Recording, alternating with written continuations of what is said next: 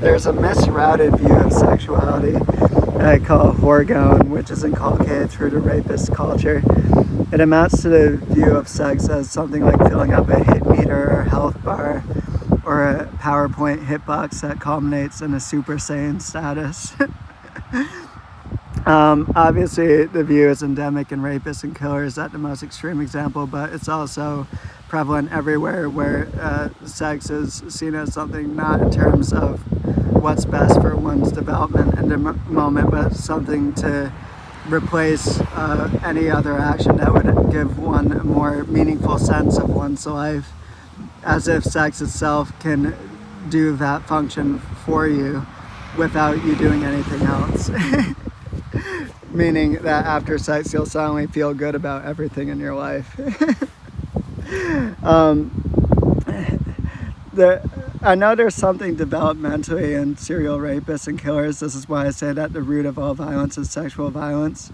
where because of a crimp in the expression of that I'm sexual as a certain sexuality and a certain sex is crimped at a certain place developmentally, which I call libido. So it'd be a crimped libido. That instead of accurately expressing themselves on an organic body language level, which is what libido amounts to, with a V, not a B,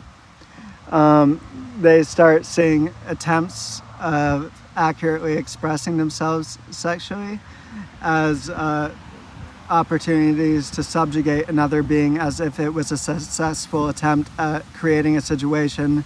where a submissive partner would willingly give themselves to them as the dominant partner. So basically, instead of accurately expressing themselves, the rapist who's operating by the principle of Whoregone, meaning they're condomized off and not making contact with their actual effect ethically on living beings in the general environment, and seeing it just as a means to an end, to make themselves feel better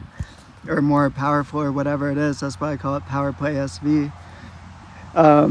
Has, instead of accurately expressing their sexual as a certain sexuality and as a certain sex, and achieving a successful attempt at a potential mate, they've used someone else for themselves as if it's a successful attempt,